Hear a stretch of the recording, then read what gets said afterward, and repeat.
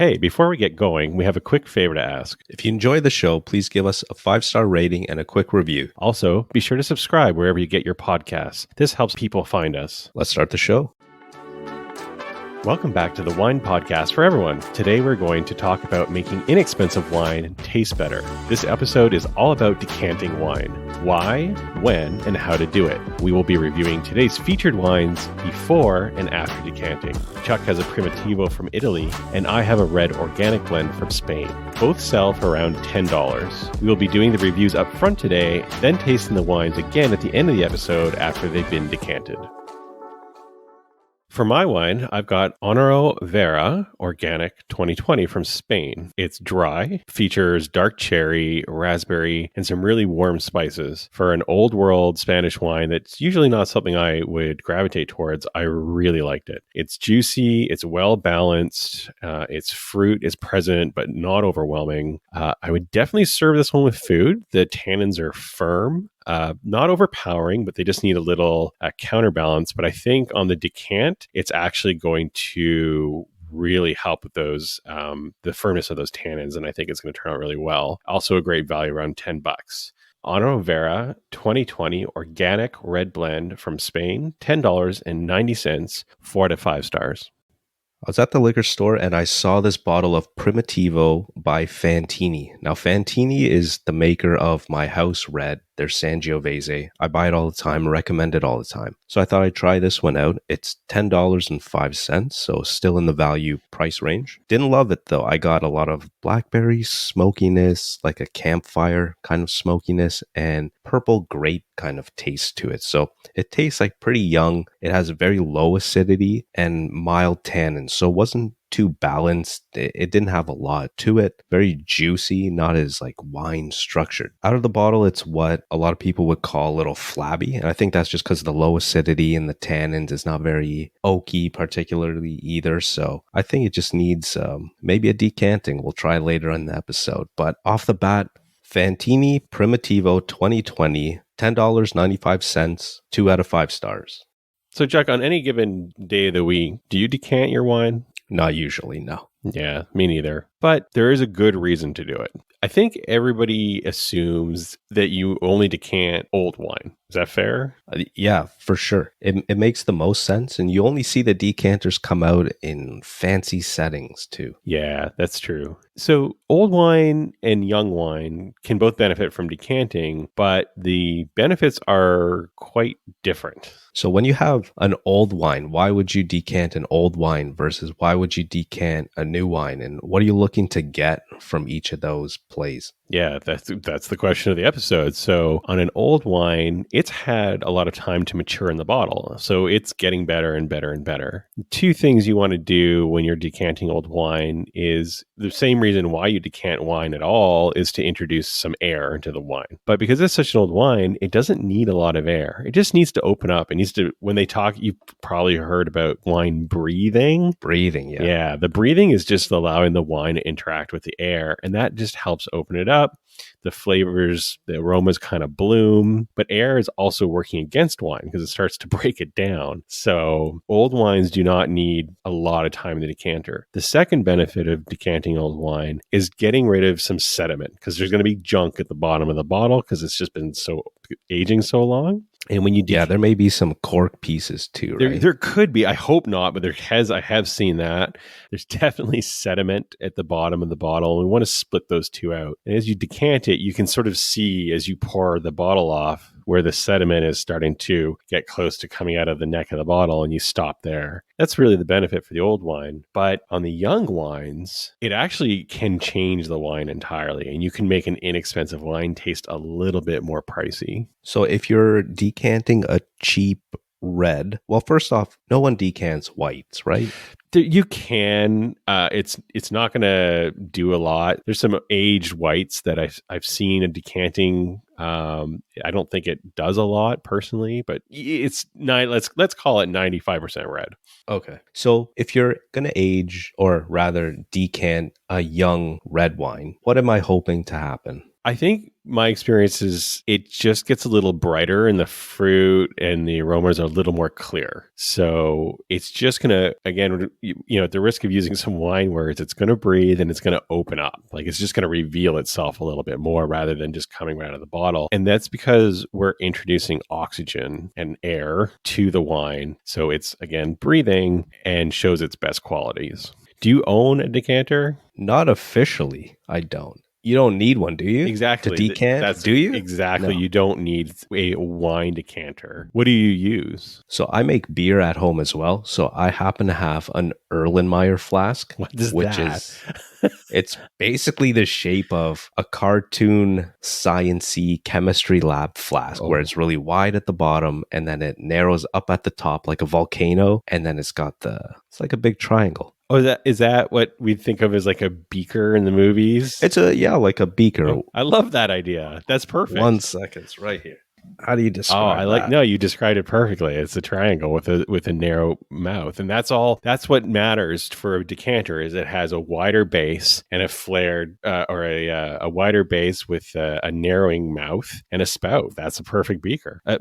That's a perfect decanter. Yeah. I like it. So that was my decanter for today. If I didn't have that, I was thinking I'd just put it in a juice pitcher temporarily or a mason jar. Yeah, glass is ideal. Yeah. Yeah, because glass doesn't bring any scents or flavors or, aromas like plastic can. Right. I like that. That's great. Yeah. You don't need a wine decanter. Today I'm using a wine decanter. It's very traditional. It's by a German manufacturer called Riedel. Chuck and I have been playing with Riedel stemware and stemless ware for years.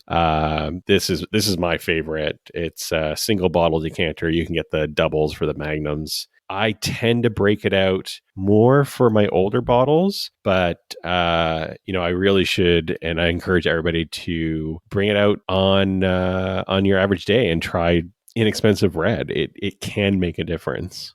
When pouring the wine from the bottle into the decanter, technique actually matters here. And this is one of the most startling things I learned in sommelier school. But tell me, Chuck, how do you pour your wine from the bottle into your decanter? Like no special way. I didn't even know this was a thing. I just poured it in like I'd pour a big beer out of a bottle or wine into a big glass. Yeah. Nothing special. That's good, which is good for young wine. So when I'm pouring young wine, inexpensive wine into my decanter, I like it rough. I'm going to swirl the bottle, like when you swirl the bottle and it kind of makes like a tornado effect. I do that. I just shake it into my decanter as hard as I can and learn that in sommelier school. And because you're getting the most air into the wine as you can while it's going into the decanter. So you're splash pouring. Yeah. I'm like shake and splash pouring. I'm within an inch of making a huge mess. Yeah. Okay. Gotcha. Yeah. Now, you were showing me something earlier that I thought was really interesting. Yeah, so I got this as a gift from my Uncle Dave. It's an aerating funnel. So what you do is you put this funnel that has several holes around the part where the wine comes out of at the bottom. Okay. You put this on the decanter or even maybe your wine glass, but it's really supposed to go on your decanter. And you pour the wine into this funnel and it sprays the wine out into all different directions down the sides of your decanter. Okay. And there's also a little filter in it too. A little filter for the older wines. The older wines. To catch any sediment. Okay. So same idea. So that's interesting because when you pour older wine, you're going to pour really slowly because of that sediment. You want that guck to stay at the bottom of the bottle. So you're going to be really gentle. And you're going to pour, ideally, you're not going to pour the old wines into the middle of the decanter so it falls straight down. You're going to pour sort of to an angle so the wine gently sort of hits the side of the decanter, the wall of the decanter, and kind of streams down the decanter gently to the bottom. But not for what we're talking about. NoSnobWine.com. It's all $20 and under. You're going to shake that thing right into the bottle. Be rough. This is the time to be rough. And then we're going to let it sit 15 minutes, especially if you're being rough. Sort of, everybody talks about an hour kind of being the sweet spot for decanting. Give it an hour. We decanted our wines about, looking at the clock, about an hour and 20 minutes ago. We're going to be tasting them soon. So I'd say that's our time is going to be pretty good. Yep. It's in the ballpark for sure. Yeah. Mine's definitely changed. So I'm ready to try it out anytime. Yeah. Yeah, for my wine, exactly as I expected. It just smoothed it out a little bit. Those tannins just relaxed a little bit. It's a little more round in the mouth. The fruit is it was already popping in the original, which was really nice for a wine from Spain. So it didn't do much there. Yeah, it just took the edge off. I really like it. I'd keep my 4 out of 5 rating. It's really good. I mean, it didn't go to a 5 to a 5. This is a decanter, not a magic wand, but it did good. It did good things. I would say my wine, the decanter took it from a 2 to maybe a 2.5. You're right. It softens it up, takes off an acidic edge or sour note edge to it is gone. A weird grapey note off the nose disappeared. Oh, that's nice. Is it like those, I've tasted this before, like those Welch's grape juice grape flavor? It's the grape where it's like a deep purple, grape skinny kind of grape taste. Jelly. Sort of like it's not quite a wine grape. It's like the Concord grapes. Sort of. Like a juice kind of eating grape. Bubblegum, like grape bubblegum. Not bubblegummy or sweet. Oh, like when you take a red grape out of the fridge and pop it right in your mouth. A black grape. Okay, I gotcha. With thick skin. I understand. Okay, that makes sense. So overall, tip of the day, if you don't love the young red that you're drinking, pour it into a bigger decanter or jar, shake it up a little, swirl it, pour it back in your glass. You might like it a little more, enough to get through it. Now, before we end the show, there is something that's come up called hyper decanting. Have you heard of this? No, never heard. Okay. So if any of our listeners are watching the show Succession on HBO, very popular, there's a scene where one of the children named Connor Roy hyper decants his wine. And what he does, as you would have seen in the show, is he pours his wine into a blender and blends it for a few seconds before he drinks it. And supposedly that's going to make it taste better. Oh. So they call it hyper decanting. I mean, you're forcing a ton of air into the wine, right? That's essentially what you're doing. Now, this is interesting. This did not originate with the show Succession. A gentleman named Nathan Myhrvold, who used to be the chief technology officer at Microsoft, became a cookbook author. And he created a cookbook called Modernist Cuisine. And this cookbook's renowned because it is thousands of pages. It's beautiful. I want one for my bookshelf, but it's also $700. But this guy is the guy who figured out this hyper decanting thing. And he recommends putting the wine into a blender, blending it, and seeing if it tastes better. Have you tried it? No, I never have. And I have a little surprise for you to know I was going to do. I got a blender. Oh, no way. So, all right. How long do you zap it I for don't know. I'm going to guess 10 seconds. Maybe. Sure. Maybe. That sounds long, though. It does. Yeah. I mean, maybe just do a quick 3 first. 3? Okay. So I'm gonna put some of this. I have some undecanted wine from the bottle that I held back. I'm gonna put that in there as well. Sean has what looks like a milkshake blender. Yeah. In front of us here. It's one of the classic Osterizer type blender. That'll do. Yeah. It has a metal container. I have another one with a glass, but I decided this one looked cooler. For the podcast, that's audio? Yeah, exactly. Right on. Nobody's going to care. I'm going to put some more wine in from the bottle. Okay. We'll probably cut this next part out because I imagine it's going to be really noisy. Or not. Well, the blender is sitting on my desk, which is my microphone's connected to. So there's going to be a lot of noise either way. So what do you think? 3? Try maybe 5 seconds. 5? I've never even heard of this before. So let's try on low speed. This thing's only got 1 speed. Okay. On. Here we go.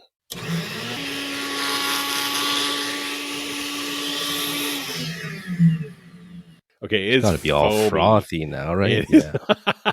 It is. I can't. Oh, it just disappeared. Okay, the foam only lasted for a second. Okay, I'm gonna pour like half of it, and we'll see. This if you're in an extreme rush to drink and decant your wine. Yeah, you're on the go. Pour it in your to-go cup right into the car. You've got your dinner, busy. And then you got the PTA meeting. You got to get that perfect glass of wine in right between. Wow, it has changed a little. The fruit's a little brighter. I can't believe it. The nose is about the same. I wanna take it for another 5-second whir if we're okay with that. Yeah. All right, so I'll put this back on. Putting the top back on. I'm gonna pour that back in. I didn't pour the whole amount, so there's some still in the blender. I'm just gonna pour the blended amount from my glass back in, and I'm gonna put the top on the blender. Okay. Again, this is where we'll blend. We might cut it out. We might not.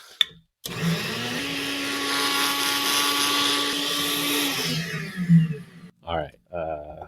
Foam, very foamy, but then we see that dissipates quickly. Oh my God, you got to see this. Yeah, it's mostly foam. It looks like a wine cappuccino. That's a really good description. Now this time the foam's not dissipating, and it's still in the carafe and in the glass. The foam's not going away this time. Feature or bug? Not sure. It looks like you whipped a froth into it, which doesn't look great. I gotta taste it now. Okay, so this is interesting. The middle of the wine is less pronounced. Like the fruit has been tamped down. So that's, for me, not a good thing. The 5-second was good. The 10-second, too much. Now, this was like a glass and a half of wine, not a bottle. So maybe that matters. I don't know. Well, I just looked up online, and a lot of people are reporting that if you give it a quick pulse, it's okay. But apparently, too long and everything just falls apart in the wine. Okay, perfect. So that's literally what what I just experienced with this wine. Yeah, the 10 seconds is totally beating the snot out of the wine. But that first 5-second pulse was impressive. Yeah, it's got this very strange tart at the back of my tongue running down my throat thing happening that I'm not enjoying whatsoever. But if you got a blender and 5 seconds to spare, blend your wine. I'm not going to blend my wine, probably. Yeah, I don't blame you. I probably won't either. Decanting inexpensive wine is good, as Chuck summarized earlier. Throwing in the blender, not for everybody. Fun party trick. If you do it, only for a few seconds. Enjoy your wine.